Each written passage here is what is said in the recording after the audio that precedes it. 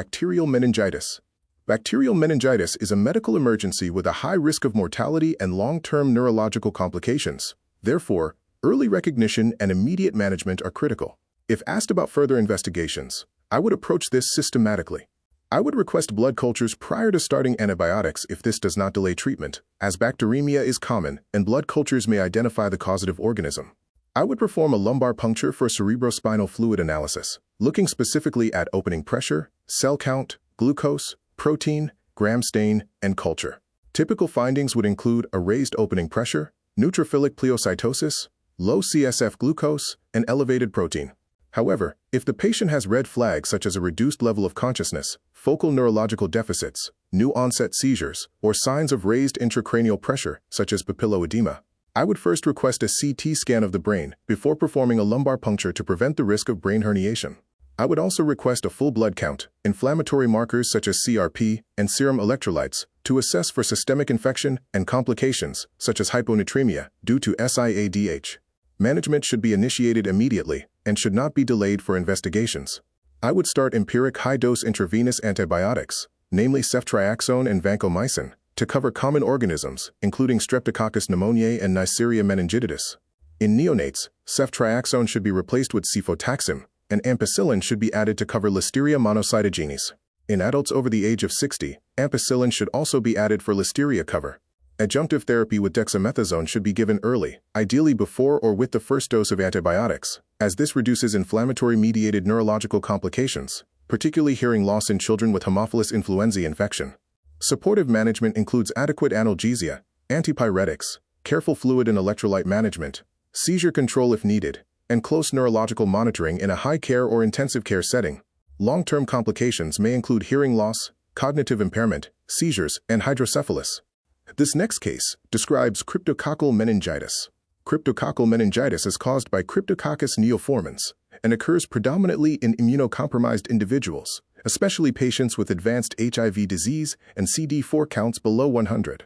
Transmission occurs via inhalation of fungal spores, resulting in a primary pulmonary infection, which may be asymptomatic or present with respiratory symptoms, before spreading hematogenously to the central nervous system. Patients often present with subacute meningitic symptoms such as headache, neck stiffness, photophobia, and altered mental status. Fever may be absent or mild. Raised intracranial pressure is common and is a major cause of morbidity and mortality. The initial diagnostic test is a serum cryptococcal antigen. If this is positive, a lumbar puncture should be performed for CSF cryptococcal antigen testing, microscopy, culture, and measurement of opening pressure. An opening pressure greater than 25 centimeters of water is common and requires therapeutic lumbar punctures. Additional investigations may include a chest X-ray if pulmonary involvement is suspected. Treatment consists of an induction phase with amphotericin B at a dose of 0.7 to 1 mg per kilogram per day for 2 weeks, with or without flucytosine if available. Renal function and electrolytes must be monitored closely due to nephrotoxicity. This is followed by a consolidation phase with fluconazole 400 mg daily for at least 8 to 10 weeks, and thereafter maintenance therapy with fluconazole 200 mg daily until the CD4 count is above 200 for at least 6 months. Antiretroviral therapy should be delayed and initiated approximately 2 weeks after starting antifungal treatment to reduce the risk of immune reconstitution inflammatory syndrome, which can be life-threatening. In this scenario, a newly diagnosed HIV-positive patient presents with jaundice. My initial assessment is that this patient is immunocompromised and at high risk for opportunistic infections and drug-related complications.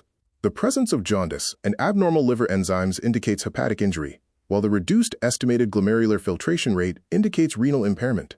The most likely diagnosis is drug-induced hepatitis with associated renal injury. First-line antituberculosis medications such as isoniazid, rifampicin, and pyrazinamide are hepatotoxic, while antiretroviral agents such as tenofovir are known to be nephrotoxic. Further investigations would include serum creatinine, urea and electrolytes, hepatitis B and C serology, total and direct bilirubin levels, and an abdominal ultrasound to assess liver architecture and exclude biliary obstruction or renal pathology. On history, the patient has a CD4 count of 63, is receiving treatment for tuberculosis, and is on Bactrim prophylaxis. The presence of nausea and vomiting raises concern for worsening drug toxicity. An eGFR of 45 indicates moderate renal impairment. Significantly elevated ALT, AST, and GGT, with only a mild rise in ALP, suggests a hepatocellular pattern of liver injury, supporting the diagnosis of drug-induced hepatitis rather than obstructive disease. This dermatological image and presentation are consistent with measles. Measles is a highly contagious viral illness and is diagnosed clinically. Management is supportive and includes bed rest, adequate hydration, and treatment of symptoms. Calamine lotion may be used to relieve pruritus, and oral antihistamines such as loratadine may be given. Vitamin A supplementation should be administered, particularly in children, as it reduces morbidity and mortality. Associated clinical features include cough, coryza, conjunctivitis, and Koplik spots, which are pathognomonic. This image demonstrates acne vulgaris. Initial management includes topical benzoyl peroxide and topical retinoids such as adapalene. In severe or refractory cases, oral isotretinoin may be indicated. Isotretinoin is highly teratogenic and must be avoided in pregnancy. Patients require strict contraception, regular liver function monitoring, and lipid profile monitoring during treatment. This image is consistent with chickenpox. Chickenpox is managed supportively in immunocompetent individuals. Treatment includes bed rest, calamine lotion for itching, and oral antihistamines such as loratadine. Patients should be advised to avoid scratching to prevent secondary bacterial infection and scarring.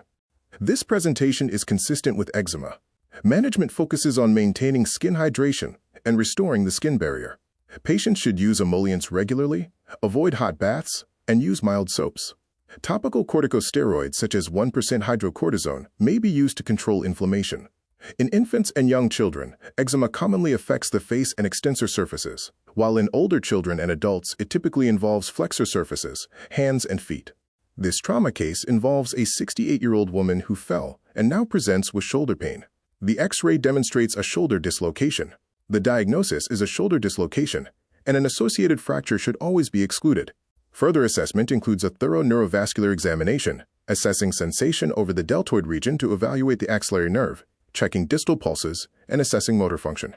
Management includes immobilization with a sling, adequate analgesia, and referral to orthopedics for reduction and further management. Complications include nerve injury, vascular injury, recurrent dislocation, stiffness, and reduced range of motion. This scenario describes a Gravida 5 para 4 woman at 33 weeks gestation, presenting with painless vaginal bleeding. The most likely diagnosis is placenta previa, which is a major cause of painless antepartum hemorrhage. Initial management focuses on maternal stabilization and fetal assessment. This includes fluid resuscitation, insertion of 2 wide-bore intravenous lines, full blood count, blood group and crossmatch, and continuous fetal monitoring. An abdominal ultrasound is the investigation of choice to confirm the diagnosis. Digital vaginal examination is contraindicated until placenta previa has been excluded. Differential diagnoses include placenta previa, vasa previa, and placental abruption, although placental abruption typically presents with painful bleeding. In South Africa, motor vehicle accidents are the 4th leading cause of death and contribute significantly to disability-adjusted life years. The most common causes of motor vehicle accidents include alcohol use, speeding, and distracted driving, such as texting while driving. Failure to use seatbelts further increases morbidity and mortality. The legal blood alcohol limit in South Africa is 0.05 grams per 100 milliliters of blood, or 0.24 milligrams per 1,000 milliliters of breath. Blood alcohol concentration is higher than breath alcohol concentration due to the physiological blood-to-breath alcohol ratio of approximately 2,100 to 1. According to Section 65, subsection 9, an individual arrested for a drink-and-drive offense is not entitled to refuse a blood specimen. However, they may request the presence of their own medical practitioner during sampling. DALY stands for Disability-Adjusted Life Years and is a composite measure of disease burden that accounts for both years of life lost due to premature death and years lived with disability. The government insurance scheme available to all road users involved in motor vehicle accidents in South Africa is the Road Accident Fund. Alright, that brings us to the end of this video. If you found this helpful, remember that the goal in the OSCE is not to sound clever, but to be safe, structured, and clinically logical. If you can explain your thinking clearly and prioritize patient safety, you're already ahead. If you're preparing for the HPCSA board exams or medical OSCEs, make sure you're practicing cases like these out loud, under time pressure, and with a clear structure in mind.